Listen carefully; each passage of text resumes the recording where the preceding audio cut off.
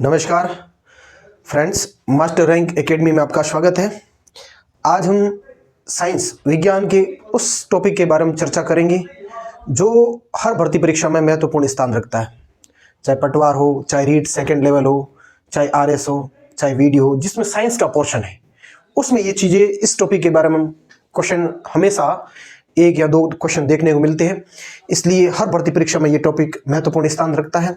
आज हम साइंस में खासकर जीव विज्ञान का एक टॉपिक है बायोलॉजी का, रक्त समूह, ब्लड ग्रुप के बारे में चर्चा करेंगे। उससे पहले ब्लड के बारे में, रक्त के बारे में चर्चा करेंगे। ब्लड क्या होता है, इसमें कौन कौन सी सेल पाई जाती है और इसकी क्या भूमिका है, इसके बारे में चर्चा करेंगे। और उसके बाद रक्त समूह और इसमें कौन कौन से व्यक्तियों में कौन कौन सा रक्त समूह पाया जाता है और उसमें आनुवंशिकता में वो कैसे योगदान देता है, उसके बारे में चर्चा करेंगे। तो हम सबसे पहले ब्लड के बारे में चर्चा करें। ब्लड ये क्या होता है, इसके बारे में चर्चा होगी। ब्लड हिंदी में इसे कहते हैं रक्त। ये क्या चीज होती है सबसे पहले, ठीक है, इसके बारे में।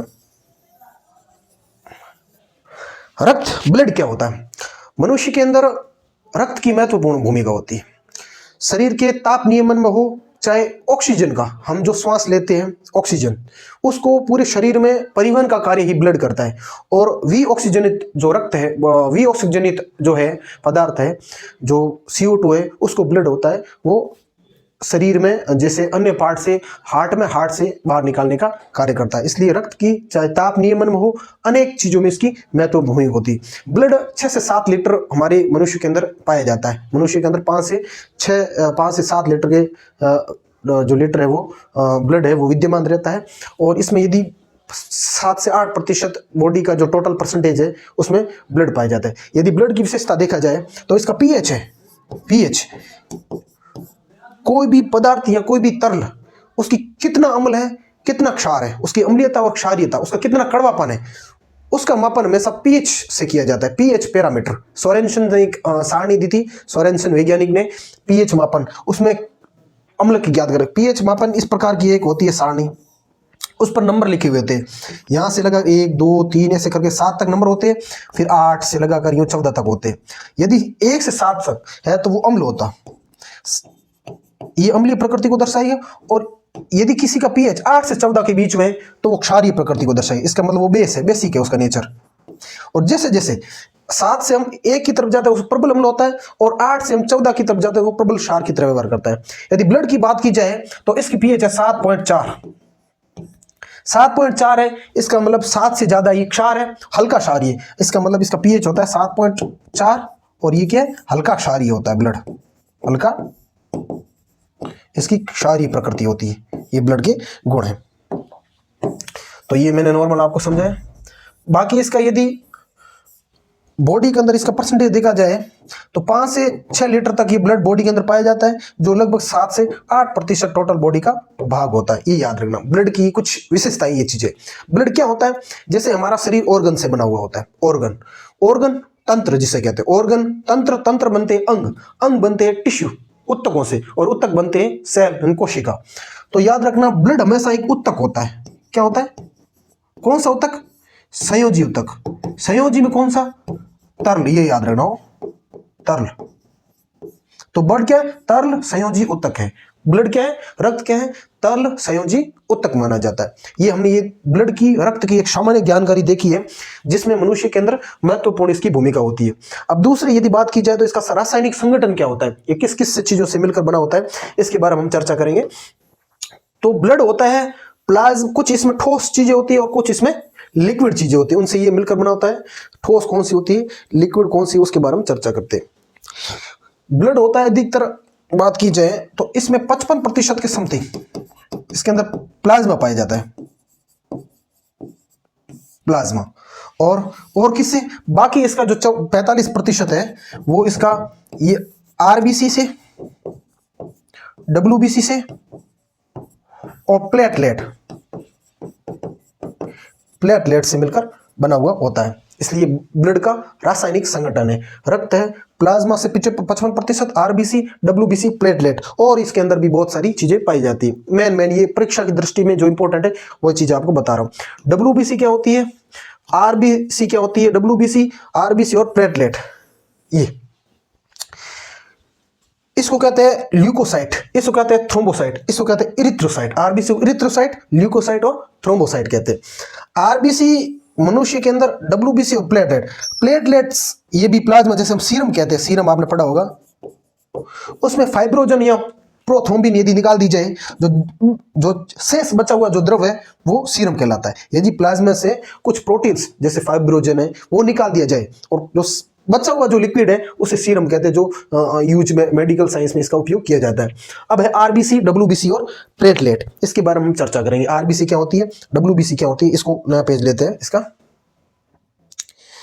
जैसे कि अब आरबीसी के बारे में पहले करते हैं। आरबीसी मानो आरबीसी क्या होती है, जैसे आरबीसी, ठीक है, और यहां पे पढ़ेंगे डब्ल्यूबीसी, ठीक है। आरबीसी के बारे में चर्चा की जाए तो ब्लड के अंदर सबसे ज्यादा आरबीसी पाई जाती है। इसकी यदि संख्या की बात की जाए तो ये 4.5 मिलियन से 6.5 मिलियन तक पाई जाती है। 1 मिलियन कितना होता है, 10 लाख होता है, मतलब 50 से 60 लाख के समथिंग आरबीसी पाई जाती है। यदि इसका जीवन काल देखा जाए, जीवन काल, इसकी लाइफ कितनी होती है, 120 डेज होती है, ठीक है, 120 डेज होती है जीवन काल आरबीसी का। आरबीसी में केंद्रक नहीं पाया जाता है, इसमें केंद्रक नहीं, जबकि डब्ल्यूबीसी में केंद्रक पाया जाता है, आरबीसी में केंद्रक नहीं पाया जाता है, ऊंट की आरबीसी को छोड़कर। ये इसमें केंद्रक का अभाव होता है, ये चीज याद रखनी है आपको, केंद्रक का इसमें अभाव होता है, ठीक है। और आरबीसी में क्या भाई, एक प्रोटीन पाई जाती है, हीमोग्लोबिन प्रोटीन, हिम और ग्लोबिन प्रोटीन, हिम और ग्लोबिन, हिम होता है आयरन, हीमोग्लोबिन प्रोटीन पाई जाती है इसमें, हीमोग्लोबिन प्रोटीन, हीमोग्लोबिन पाया जाता है। जो हिम्स आयरन इन लोहा, आयरन फेरस इसमें पाया जाता है, ये याद रखना। हीमोग्लोबिन में प्रोटीन में कौन सा तत्व पाया जाता है, एलिमेंट्स, तो आयरन याद रखना, ठीक है। इसका काम क्या है, इसका काम है कि ऑक्सीजन को ट्रांसफर करना, शरीर में परिवहन का कार्य। ऑक्सीजन जैसे हम लेते हैं वो हृदय से शरीर के विभिन्न अंगों में ब्लड के द्वारा ऑक्सीजन जाती है। ब्लड में किसमें, आरबीसी में जो हीमोग्लोबिन पाया जाता है प्रोटीन, उसके साथ हीमोग्लोबिन के साथ संयोजित होकर के जो ऑक्सी हीमोग्लोबिन है वो बनता है और पूरे शरीर में ऑक्सीजन का ट्रांसफर हो जाता है, ये याद रखना, ठीक है। और जैसे हम बंद कमरे में यदि चिमनी जलाते हैं, बंद कमरे में चिमनी जलाने से जैसे हीमोग्लोबिन के साथ यदि ऑक्सीजन हो तो उसे ऑक्सी हीमोग्लोबिन करते हैं। यदि बंद कमरे में यदि चिमनी है और हमने बंद कमरा करके यदि उसको जला के सो गए तो व्यक्ति की मृत्यु हो जाती है। क्यों हो जाती है, क्योंकि उसमें CO2 बढ़ जाता है, मतलब CO बन, कार्बन मोनोऑक्साइड बन जाता है, और कार्बन मोनोऑक्साइड इस हीमोग्लोबिन के साथ अटैच हो जाता है, इसलिए वो कार्ब हीमोक्सी ग्लोबिन बन जाता है, जिसके कारण दम घुट जाता है और व्यक्ति की मृत्यु हो जाती है। इसलिए हीमोग्लोबिन की याद रखना। यदि हीमोग्लोबिन नाइट्रेट जुड़ जाता है हीमोग्लोबिन के साथ, हिम के साथ, तो उसे कहते हैं नाइट्रेट ब्लू, जो बेबी सिंड्रोम है वो बन जाती है। इससे हीमोग्लोबिन की महत्वपूर्ण भूमिका होती है। किसमें, आरबीसी में पाया जाता है, आरबीसी ब्लड के अंदर पाई जाती है। हीमोग्लोबिन में हिम और ग्लोबिन प्रोटीन से मिलकर बनता है, जिसमें फेरस या आयरन पाया जाता है। याद, इसका काम है ऑक्सीजन को शरीर में संपूर्ण भाग में परिवहन करना, शरीर परिवहन का कार्य इसका मेन होता है। इसे कहते हैं ऑक्सी हीमोग्लोबिन कहते हैं, ये याद रखना, इसे कहते हैं। और इसकी जीवन काल हो गया, ये केंद्र, और ये बनती कहां पे, ये याद रखना, बोन मेरो के अंदर इसका निर्माण होता है। किसमें, बोन मेरो, बोन मेरो में इसका निर्माण होता है। अस्थि मज्जा जिसे कहते हैं, अस्थि मज्जा में इसका निर्माण होता है। जन्म से पहले यदि बात की जाए, बर्थ से पहले यदि कोई बच्चा या बच्ची है, उस समय तो आरबीसी का निर्माण या तो योगशेक में होगा या प्लिया है, स्प्लीन है, वहां पे पाई जाती है। और आफ्टर बर्थ, जन्म के बाद में व्यक्ति में बोन मेरो ही आरबीसी का मुख्यतः निर्माण किया जाता है। याद रखना, आरबीसी का निर्माण कहां होता है, बोन मेरो में। और आरबीसी में और क्या है, हीमोग्लोबिन पाया जाता है, जो ऑक्सीजन का प्रोटीन, ऑक्सीजन का परिवहन का कार्य करता है। और इसमें फेरस पाया जाता है, आयरन, जैसे फेरस, आयरन, लोहा, जो भी Fe+ पाया जाता है। ये चीजें आपको याद रखनी है। बोन मेरो इसे कहते हैं आरबीसी। इसमें केंद्र का अभाव होता है और इसका जीवन काल 120 दिन का होता है। और इसमें बात की जाए तो इसकी संख्या है वो 4.5 से 6.5 मिलियन तक इसकी संख्याएं पाई जाती है, याद रख। अब इसको कहते हैं ल्यूकोसाइट, इसको ल्यूकोसाइट भी कहते हैं, याद रखना, ल्यूकोसाइट।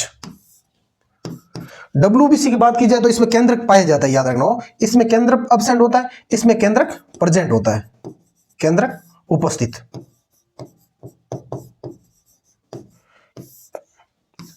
और इसकी संख्या की बात की जाए तो इनकी तुलना में इनकी संख्या कम होती है, ये हजारों में होती है। जैसे इनकी संख्या लगभग 7000 से यदि बात की जाए तो 11 के तक इनकी संख्या पाई जाती है, ये याद रख, इनकी पाई जाती है 7000 से 11000 तक इनके केंद्र किसमें उपस्थित होता है, जबकि इसमें केंद्रक उपस्थित नहीं हो जाता है। जैसे किसी प्रकार का रोग हो जाता है, जैसे एड्स हो जाता है, एड्स में डब्ल्यूबीसी की मात्रा बढ़ जाती है, याद रखना। एड्स होता है उसमें डब्ल्यूबीसी की मात्रा बढ़ जाती है। और यदि किसी को ब्लड कैंसर है, ब्लड कैंसर, उसमें डब्ल्यूबीसी की मात्रा बहुत हद तक कम हो जाती है, याद रखना। ये डब्ल्यूबीसी है जो खासकर हमें रोगाणु से लड़ने की क्षमता प्रदान करती है। जैसे भी कोई एंटीजन या कोई रोगाणु हमारे शरीर पर आक्रमण करता है, उसमें प्रतिरक्षा प्रदान करती है। तो ये फेगोसाइटोसिस की भूमिका निभाती थी, भक्षणकारी प्रवृत्ति इसकी होती है डब्ल्यूबीसी की। यदि इसकी वर्गीकरण बात की जाए तो इसको मुख्यतः 5 भागों में, ग्रेनुलोसाइट और एग्रेनुलोसाइट, इसमें टोटल यदि मिला के 5 भागों में इसके विभाजित किया जाता है। ये टोटल 5 भाग देखा जाए तो इसमें ये टोटल इसके कितने भाग है? 5 है। ये याद रखना कौन कौन से है। पहले इयोसिनोफिल, कौन सी है? इयोसिनोफिल, इयोसिनोफिल, बेसोफिल, न्यूट्रोफिल,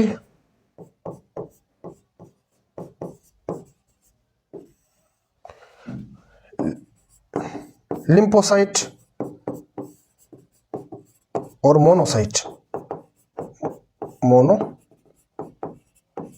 ये याद रखना, ठीक है। इयोसिनोफिल, बेसोफिल, न्यूट्रोफिल, लिम्फो, मोनोसाइट, ये डब्ल्यूबीसी के 5 भाग होते हैं। इयोसिनोफिल, बेसोफिल, न्यूट्रोफिल, मोनोसाइट और ल्यूकोसाइट, ये चीजें। तो इसमें हमने पढ़ा केंद्रक उपस्थित होता है, ये चीजें। अब यदि इयोसिनोफिल की बात की जाए, बेसोफिल, और यदि एक बेसिक पूछा जाए तो इनमें से सबसे ज्यादा संख्या में कौन सी डब्ल्यूबीसी पे, तो नंबर ऑफ संख्या इनकी सबसे ज्यादा है, ध्यान रखना। संख्या में ये ज्यादा पाए जाते हैं।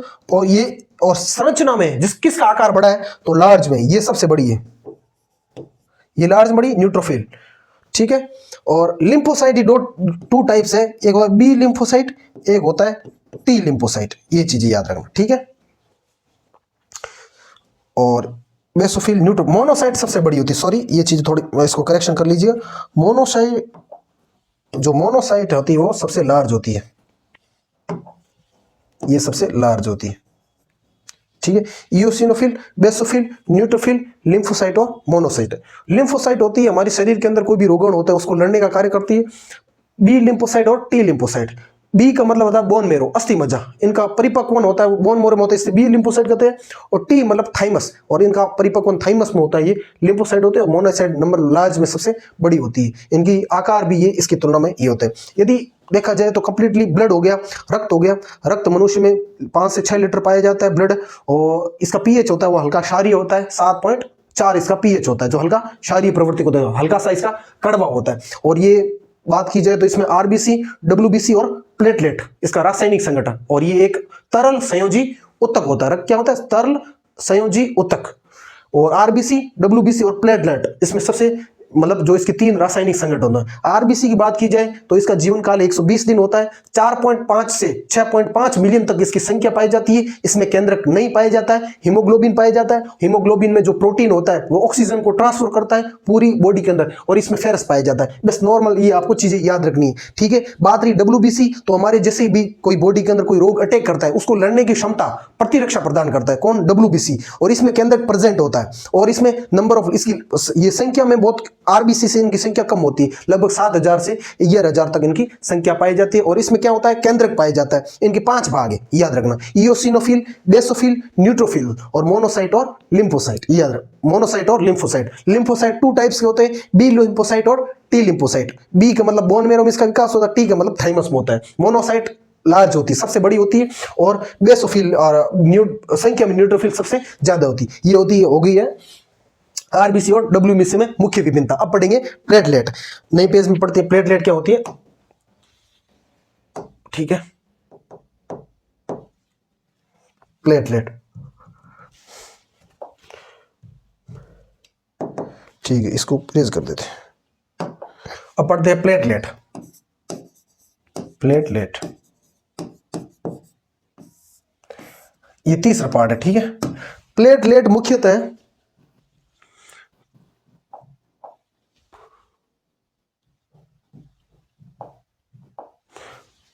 प्लेटलेट मुख्यतः शरीर में जो रक्त स्कंदन होता है, ब्लड, यदि रक्त स्कंदन की प्रमुख भूमिका कौन निभाता है? प्लेटलेट निभाता है। कैसे? जैसे कहीं भी चोट लग जाती है, किसी व्यक्ति को कहीं भी चोट लग जाती है, तुरंत उस घाव पर एक स्कंदन बन जाता है, गुच्छा बन जाता है, उस वो कौन करता है? ब्लड के अंदर पाया जाना प्लेटलेट पाया जाता है। इसकी मेन भूमिका है रक्त स्कंदन की, याद रखना, ठीक है। रक्त का ये थक्का बना जाता है, सॉरी स्कंदन नहीं, थक्का बना देता है।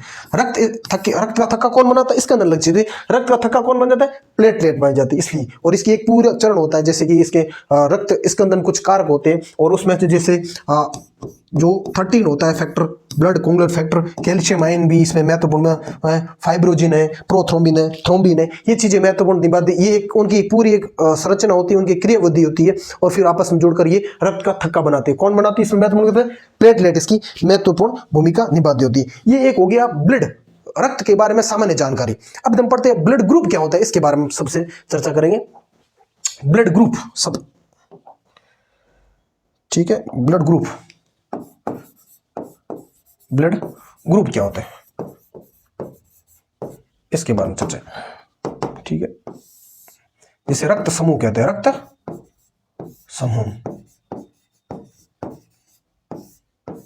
रक्त समूह की बात की जाए तो कार्ल लैंडस्टेनर ने 1900 में सबसे पहले एबीओ रक्त समूह की खोज की।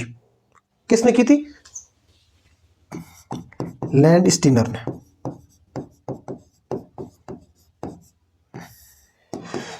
एबीओ। मनुष्य के अंदर यदि बात की जाए ब्लड ग्रुप की, तो 4 प्रकार की ब्लड ग्रुप पाई जाती। यहां तो किसी व्यक्ति के अंदर ए पाई जाएगा ब्लड ग्रुप, या बी, या फिर ए बी दोनों, या फिर ओ। 4 प्रकार की श्रेणियां हैं, और ये ब्लड ग्रुप, इनमें से कौन कौन सी जो ब्लड ग्रुप है वो किसको दे सकता है और किससे ले सकता है, इसके बारे में हम वर्गीकरण पढ़ेंगे। तो एंटीजन की, अभी इनका यदि क्लासिफिकेशन दिया जाए तो एक हम सारणी से इसको पढ़ते हैं। जैसे कौन किससे ले सकता है, इसके बारे में चर्चा की जाए।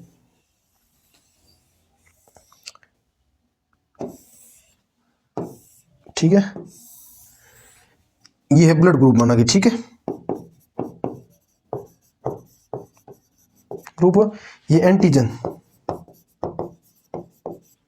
ये एंटीबॉडी। कोई भी ब्लड ग्रुप किससे ले सकता है? जैसे कि यदि किसी व्यक्ति के अंदर 4 पाए जाते ब्लड ग्रुप, कौन कौन से पा सकते हैं? यहां तो ए पाएगा, यहां बी, यहां ए बी, या फिर ओ रक्त समूह। इनमें यदि बात की जाए तो एंटीजन होता है, और एंटीजन हमेशा, एंटीजन किसी प्रकार का रोग कारक होता है। किसी व्यक्ति के अंदर कोई भी रोग अंदर जाता है या किसी प्रकार का कारक जाता है, वो एंटीजन की बातें वर्क करते हैं। फिर उसकी प्रतिरक्षा के अंदर बॉडी या बाह्य इंजेक्शन के द्वारा या किसी मेडिसिन के द्वारा जो जनरेट की जाती है एंटीजन के विरुद्ध, उसे कहते हैं एंटीबॉडी। इसलिए एंटीजन और एंटीबॉडी एक दूसरे के विपरीत कार्य करते हैं, एक की लॉक सिस्टम की तरह कार्य करते हैं। ताला चाबी सिद्धांत की आधार पर ये कार्य करते हैं। एक विशेष एंटीजन एक विशेष एंटीबॉडी से ही क्रिया कर सकता है। इसलिए इसके अंदर एंटीजन की बात की जाए तो ब्लड ग्रुप के अंदर ए एंटीजन पाया जाता है, इसमें बी एंटीजन पाया जाता है, और इसमें, और इसके विरुद्ध में एंटीबॉडी की बात की तो इसमें एंटीबॉडी बी, इसमें एंटीबॉडी ए।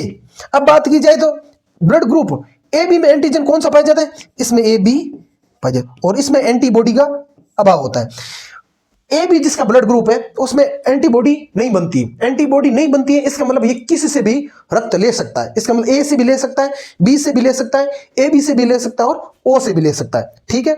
और बात रही ओ, इसमें क्या होता है? इसमें एंटीजन नहीं पाया जाता है, और एंटीबॉडी ए व बी दोनों पाई जाती है। इसका मतलब ये क्या होगा? ये सिर्फ ओ से ही ब्लड ले सकता है, और ये दे सभी को सकता है, ठीक है। और बाकी की किसी, इसको कहता है यूनिवर्सल डोनर। यूनिवर्सल डोनर मतलब सर्वदात्रा, ये सबको दे सकता है और ये सबसे ले सकता है, इसलिए कहते हैं सर्वग्राही।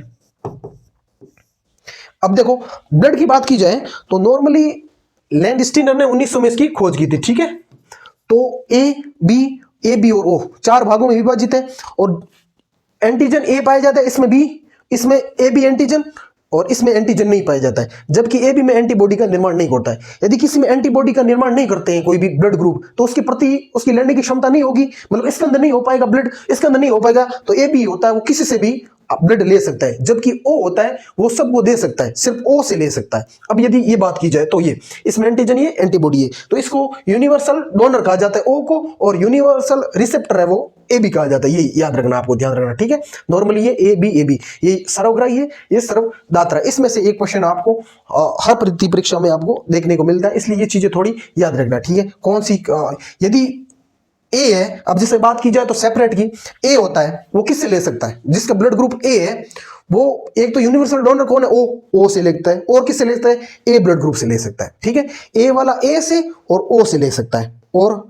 बी वाला किससे ले सकता है, बी वाला बी से ले सकता है, और यूनिवर्सल डोनर ओ है ओ से ले सकता है। अब इसका एक सेपरेट मैं आपको सारण बता देता हूं। और जिसका ब्लड ग्रुप ए है, जैसे कि ब्लड ग्रुप ए है, ये ए यूं लिख देते, ये ले सकता है, यहां पे ले सकता है, और ये दे सकता है, यूं लिख दे सकना,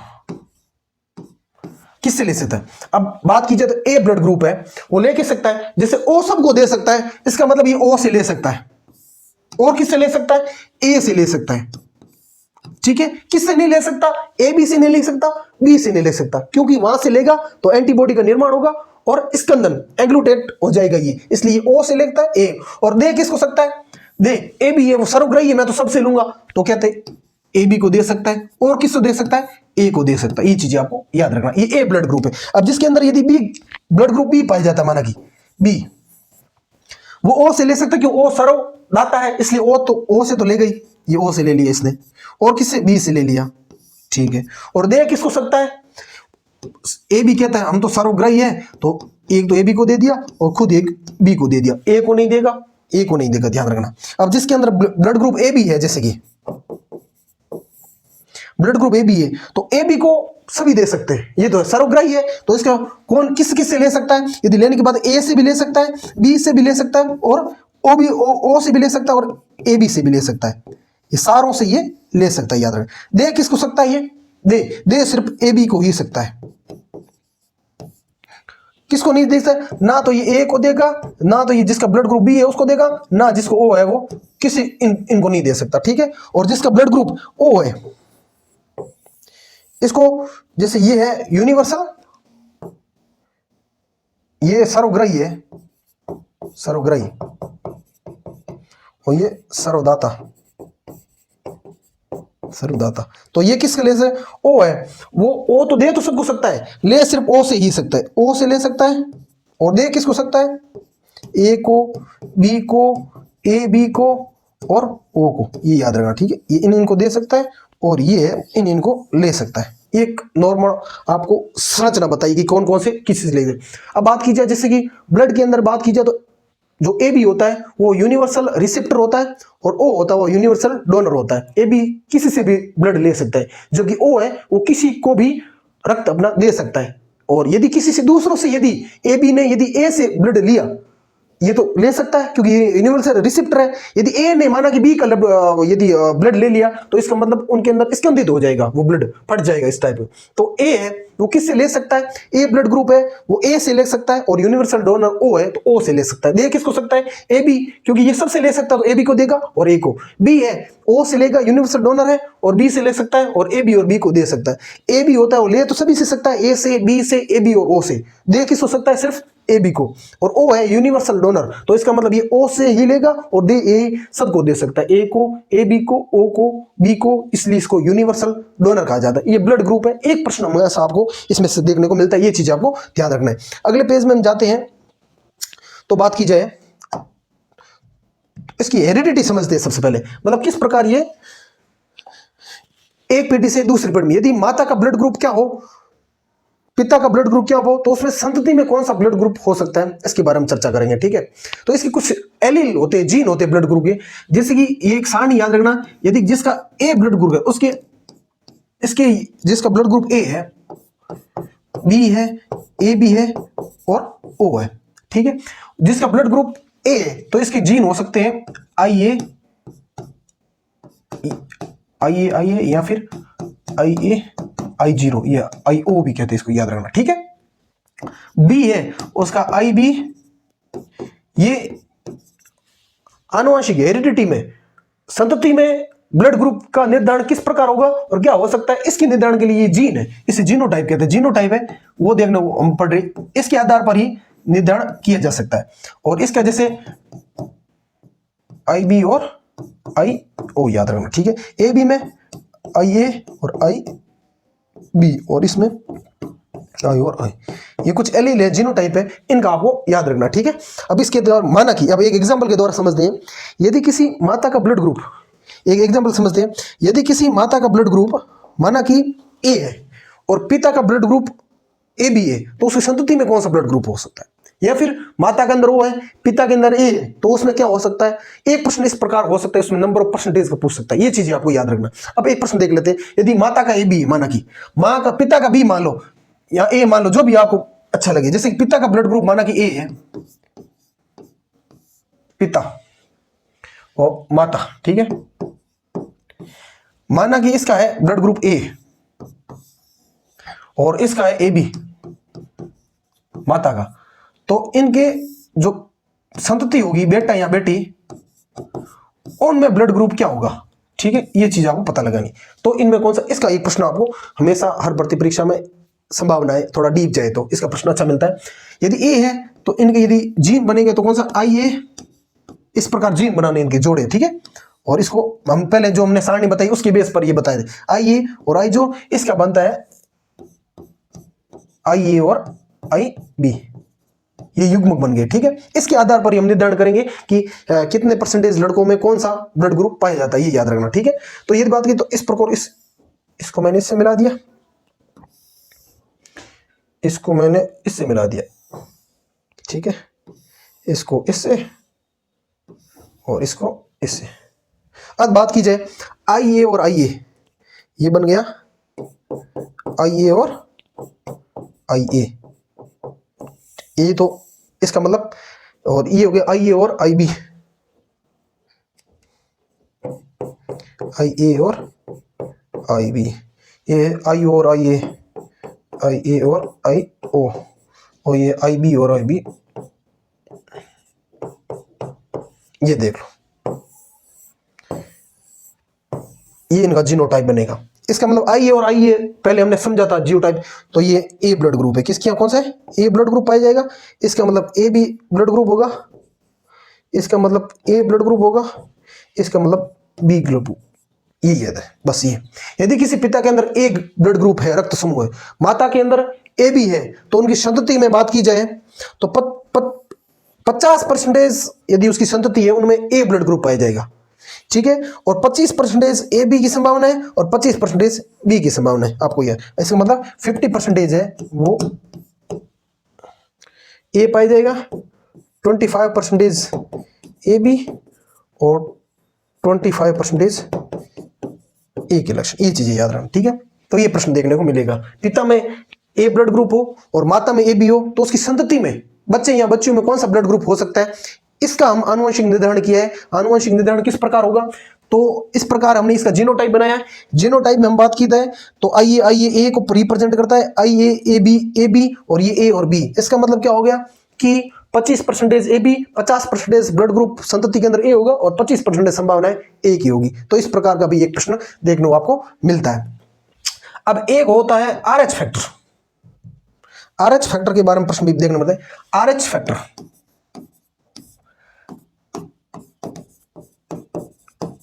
आर एच फैक्टर क्या होता है इसके बारे में करते हैं। लैंड स्टीनर और विनर ने एक रिसेस बंदर था, एक रिसेस चिंपांजी था, उसमें इस आर एच फैक्टर की खोज की थी। उसका क्या नाम था, यह भी प्रश्न पूछा जाता है, उस बंदर का क्या नाम था या चिंपांजी का क्या नाम था, रिसेस नंबर, ठीक है।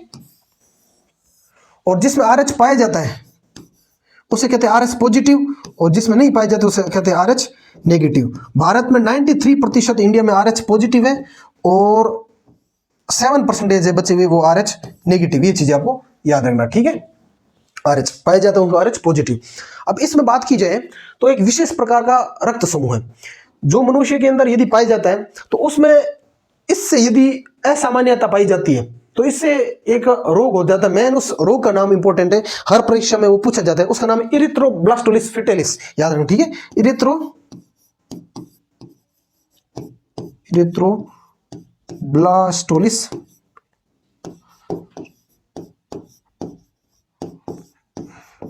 फिटेलिस।